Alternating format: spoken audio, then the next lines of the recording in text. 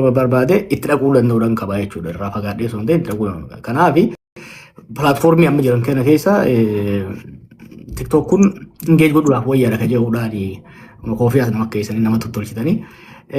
Kanaaf kaameraa torban dabre kan waa hedduun arge. Waggaa namni keenya hedduu rakkatu dur koominiitiidhaatu uummataa dubbata. Dur masgiidaaf charchiitu dubbata.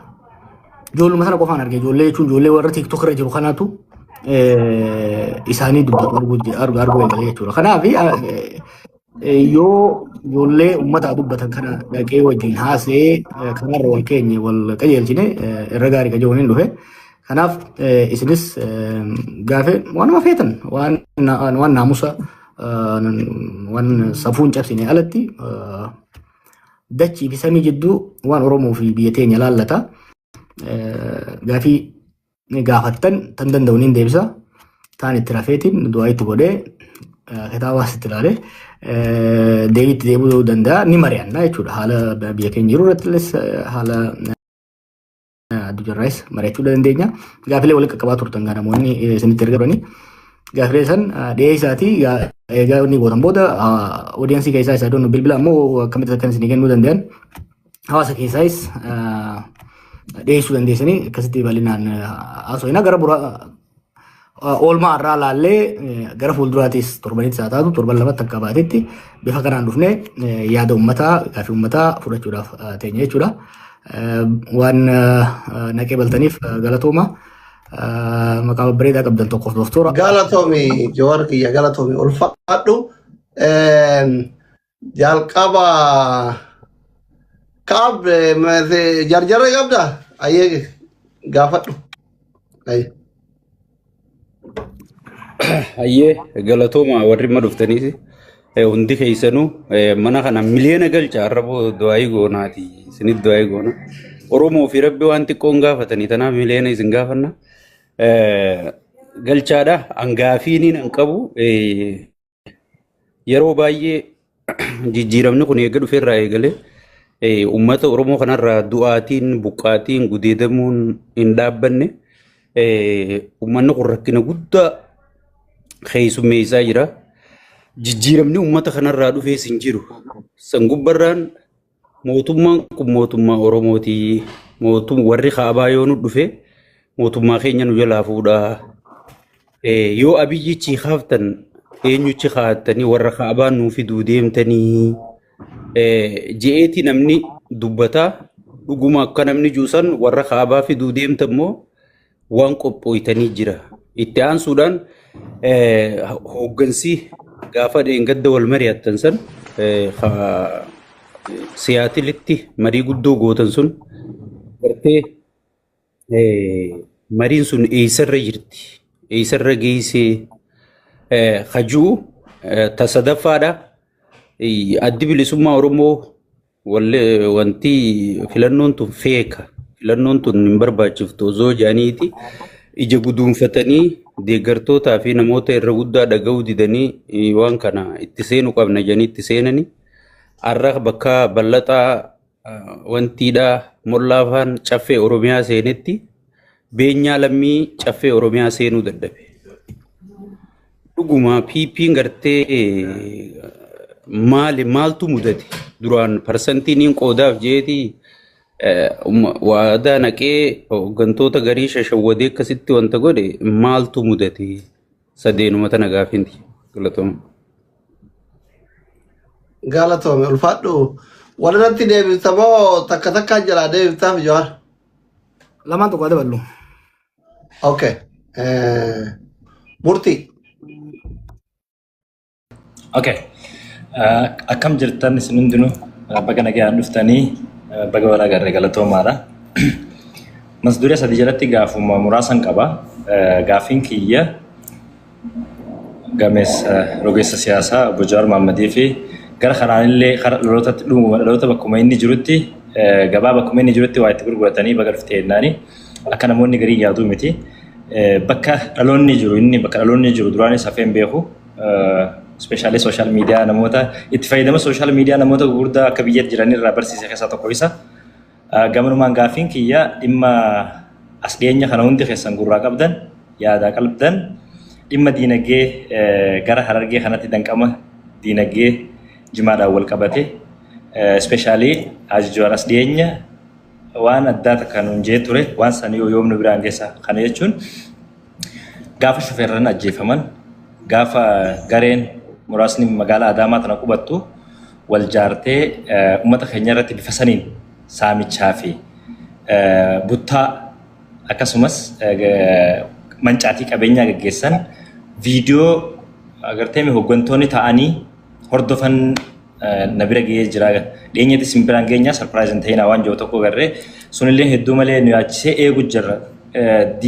Rakkoon diinagdee kun yeroo hedduu rakkoo dubbatu jira nuti gahee keenya furmaata waan sanillee kaa'uu yookaan hawaasatti himuun dandeettii keenya waan hin ta'inii fi kabajamoo Jawaar Mohaammed gama kanaan rakkoon kun eessaa ka'ee furmaanni isaa maali jettanii yaaddu?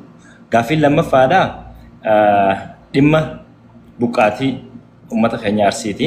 Hawaasni Arsiidhaa akkuma yaadattan torbee lama dura akka biyyatti kaabaa kibbaan bahaaf dhihaan even Oromoota amantii Ortodoksii itti dulchisaa turan haga ustaazotatti uummata kanatti uummanni kun if dura wanni kun karoorfameef dhuguma ummatichaattu mana amantii gubee yoo gubee ta'e Arsii naannoo garaagaraa keessa masgida qofaa jira manneen amantaa garaagaraan jiru lammiin hin jiru akkamiin waliin jiraatee as ga'e hawaasni bal'aan kun akkamiin waliin jiraatee as ga'e akkamiin waliin jiraachaa jira rakkoon kun ka'umsi isaa eessaa xumurri isaa furmaanni maal jettanii yaaddu obbo Jawaar Mohaammed gaaffiin sadaffaadhaa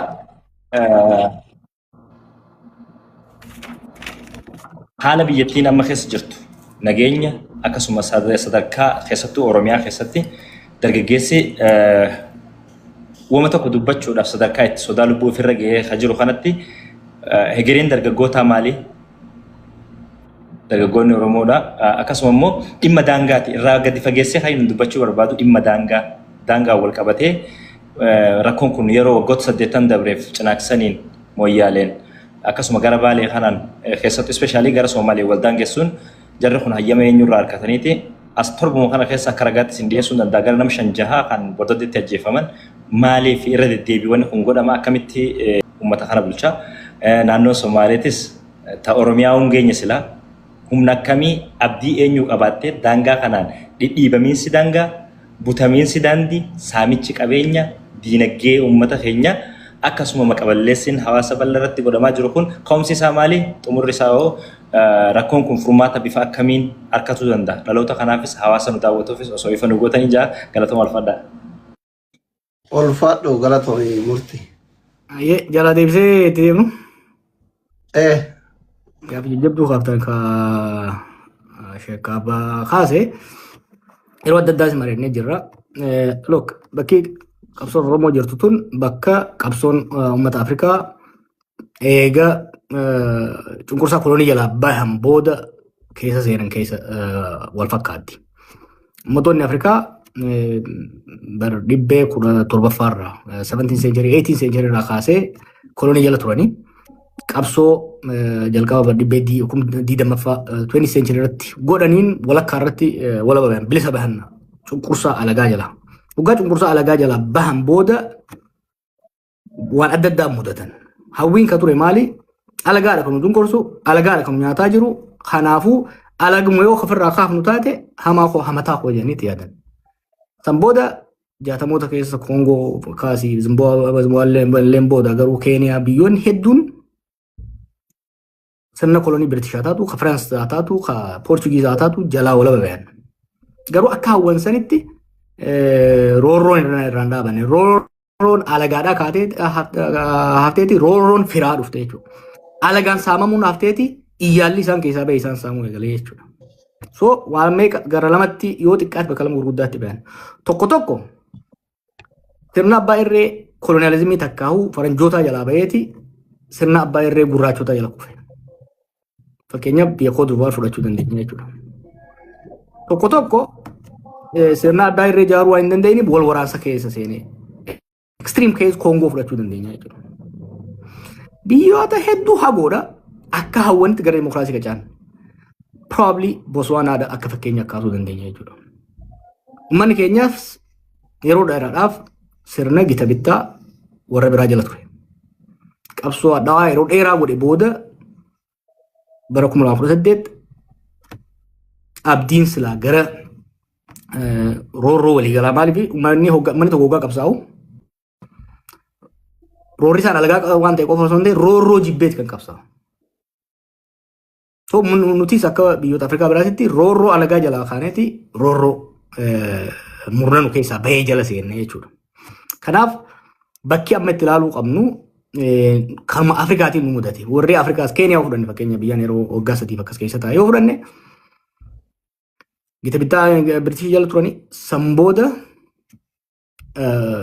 Keenyaata bulchiinsa sirna Jomo Keenyaata jala sambooda inumaa akka sirna hammaata bulchiinsa moo jala turani sambooda Kibaakii jalatti gara malti paartii dimokiraasii ce'anii jeequmsatti illee seenanii amma stable dimokiraasii ijaaruu danda'anii jiran jechuudha warri Keeniyaa.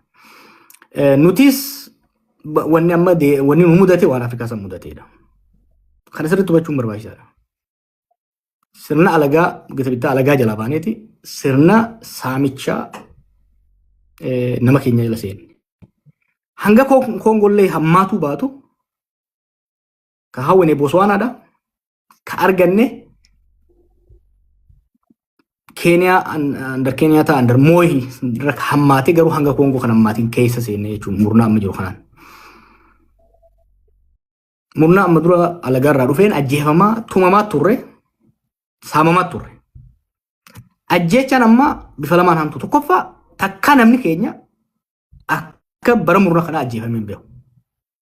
Duuti mana seente. Dur lolli namni keenya gammoojjii Harargee gammoojjii Baalee lola keessa ture saamamaa ajjeefamaa buqqaafamaa ture. Amma wanni uranee buqqisuu jaan jidduu kana isin himaa ture takka jira. Uranee balleessu. Uranee jechuun scattered settlement jechuudha. Baadiyyaa kana keessa gandii biroo asii, gandii tolaadhaa asii, gandii akkasii jaanii tattaa'u kanaa jiraami. Riphee lolaan kana keessa jira jaaniitti bubuqqaasu turan warra dargiidha. Warri Haile Sillaaseetis. Eessa akka godhe buqqaasaa turan. Amma ganda keenyarraa kaasee gara tumtuu furdaa jiran gara baadiyyaatti. Gara labuu kanatti. Baale immoo gara Gin'iirii gara Sawweenaatti. Harargee gara gaara mul'ataatti. Gara gadiitti gara xarafaatti jechuudha. Kan sun godhamaa ture. Har'a uraneen kamtu buqqa'u jira. Shawaadhaan buqqa'u jira jechuudha. Ada Heartland jidduuratti buqqa'u jira jechuudha. Ajjeechaan lafti amma arsiidhaan lolaan heeban arsii amma ladachiin jaantun I don't think mootummaa kana dura rasaasni tokko dhuka'ee waan beeku natti fakkaatu. Rasaasni sargi irratti hundu kaasan. Qawwee hun qaban eeboodhaan deemamu yoo beeytan.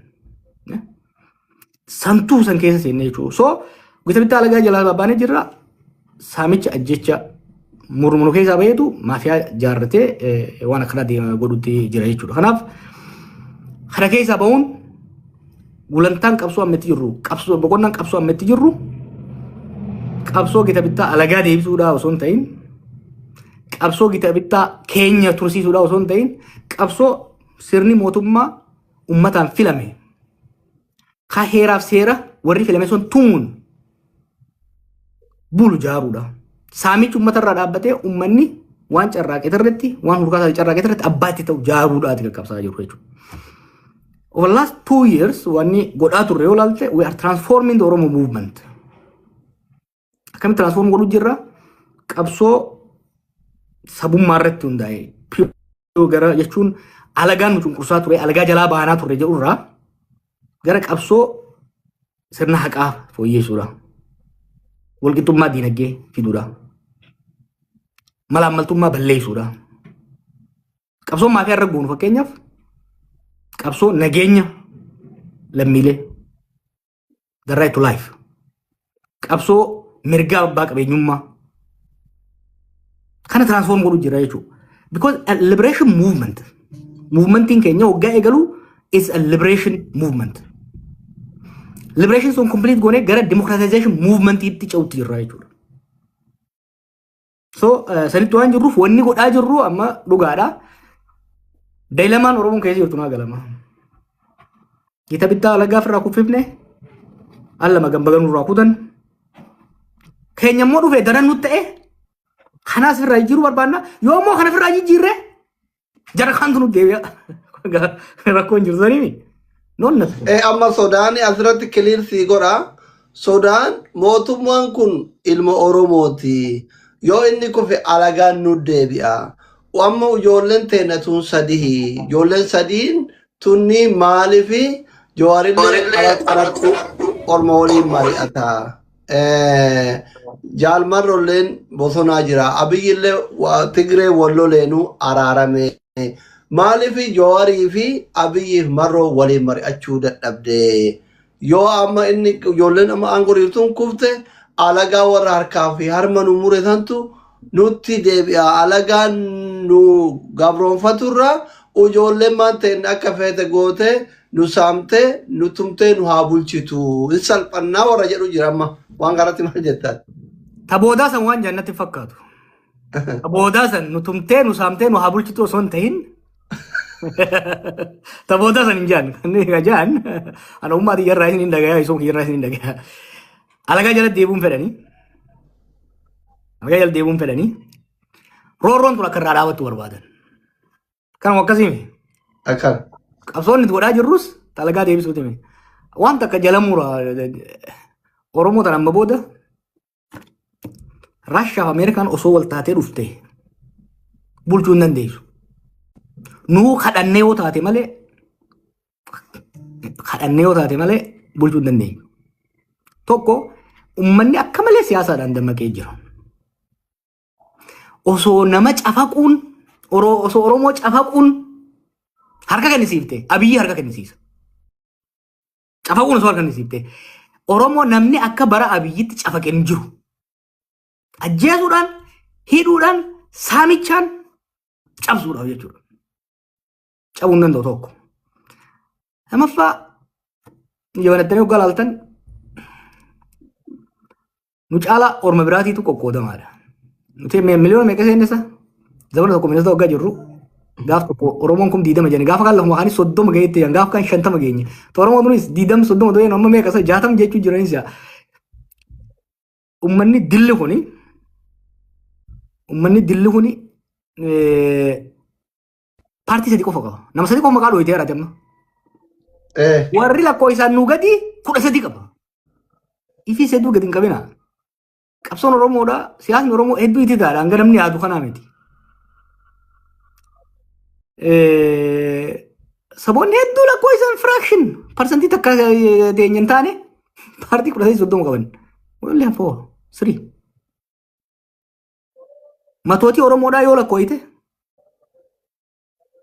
diidama hin geenyu. So Oromoon amma bakka lama jirti sinitti hima. The haves and the have nots. Warra aangoo qabeenya argatee saamuu jiruu fi warra saamamuu jiru jechuudha. So akkasiin ilaaluun barbaachisaadha. Ormini deebi'a kan jedhu kanaas ni beekna warra. Lamaanuu godhuu dandeenya nu.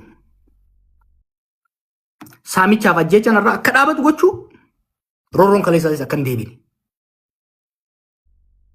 Taqabnu jabeeffachaa tanurraa irra guuttachuu ni dandeenya. Qabsoon amma godhaa jirrus ajandaa biisanii eenyu seet godhu jira amma. Who is setting it? We're doing it. Waan godhamuu qabu godhu jirra jechuudha. Abiyyoo kutee maal dalagnee jiraan? Amma bar ashaaturummaas barannee jirra. Siistamaaf barannee jirra. Amma Itoophiyaa kana dur ittuma qabsaa'u turre. Muuxannoo riizistaansii qofa qabamna. Siyaasni siyaasa qabsoodhaa wal'aansoodhaa qofa turte jechuudha. Amma garamichi jeene bulchiinsaas barachuu jirra amma. Waggoota 8 kana nu saamaatis nu ciraatis wanni irraa argannees ni jira. Birookiraasii barachuu jira jechuudha. Birookiraasization of the state. Of course waggoota 35 dabre kana wanni Oromoon bildu goota tokko jiraate statehood build godhaa dhufne. Birookiraasii keessa seenaa dhufne. Security keessa seenaa dhufne. Hoggaa seennu immoo eenyummaa qabanneet kan seenaa jiru jechuudha. Kanaaf jarhaantu dhufa maaltu dhufa jedhu hundatti mul'atu dhufuus hin danda'u dhufuus turuu hin danda'u.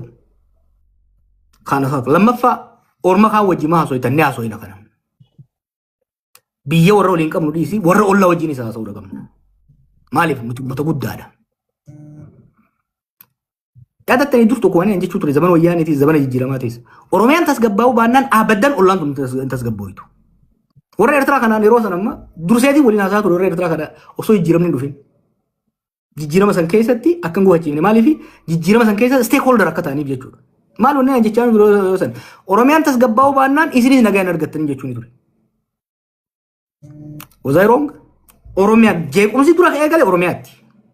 Abiyyiin sonni jechuun ture maal? Oromiyaa tasgabbeessitee uummata kana xaarii waggaa 50 kana xiqqoo irraa gadi qabuu baannaan abadan sireen ta'e tasgabbaa'uu siree tanarra tottolfatee